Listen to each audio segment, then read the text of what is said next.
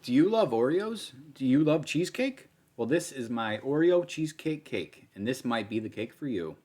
Stick around and let's make a cake. We're going to start out with two 9-inch layers of chocolate cake. I use a box mix for this. Wait, I know what you're saying. That beautiful cake can use a box mix? Yes, I do.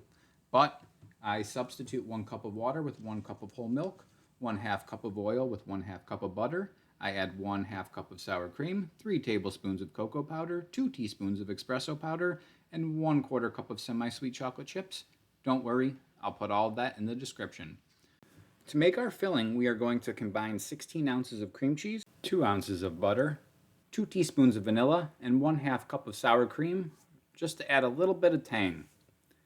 We want to make sure that our cream cheese, butter, and sour cream are all at room temperature before we combine them and start mixing them. Using a mixer, we are going to start slow and slowly increase the speed until all the ingredients are blended smoothly.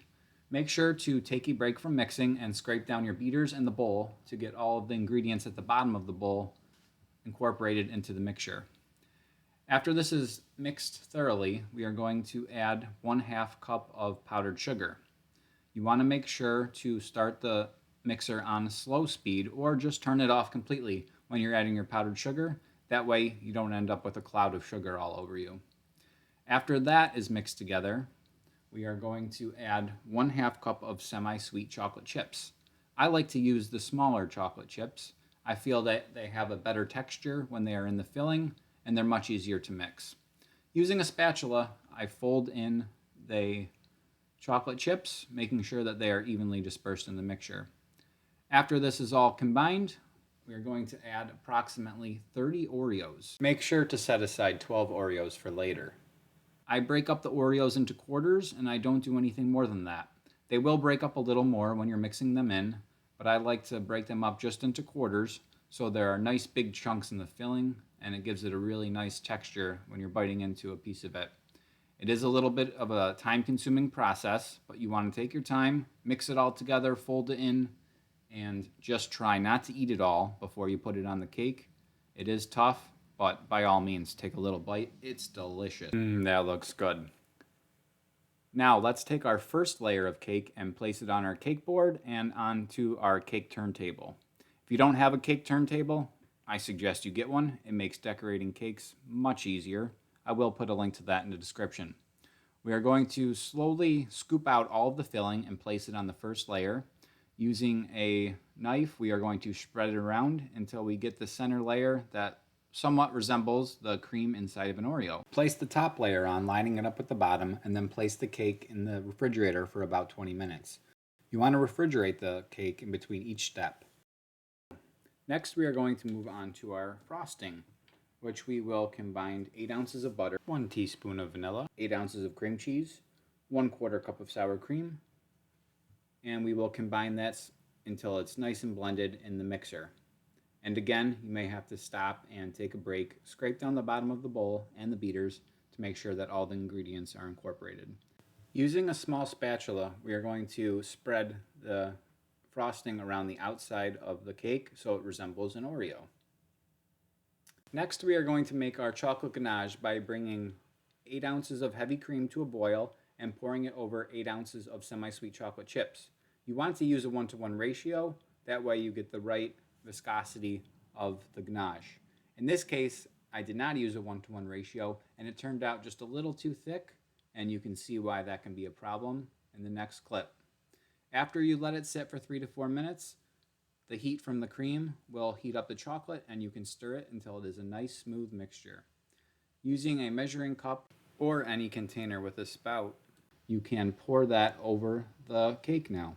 You want to start off by waving it back and forth around the edge till you get the drip.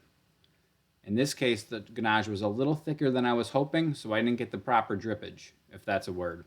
After you've went around the perimeter, you can pour the rest in the center, and assuming it is the right thickness or thinness, it will spread out evenly over the top of the cake. If your ganache is too thick, you can always add a little cream and heat it back up. While the ganache is still warm, you want to sprinkle some Oreo crumbs on top of the cake and crush up some more a little finer and mix them into the frosting that we previously used to go around the inside layer of the cake.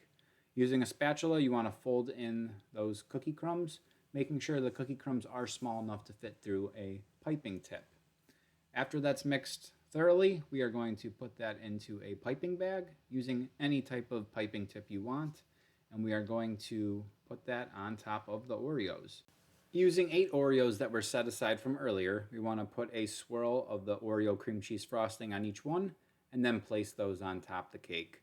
Using the rest of the cream cheese frosting in the piping bag, we can decorate the bottom of the cake to bring it all together. There it is, my Oreo cheesecake cake, and this is my favorite cake. In fact, this is my birthday cake that I made for myself. As you can see when we cut a piece here, since we used very large chunks of Oreos in the filling, you can still see them in there. They give it an incredible taste and an incredible texture. It is so good.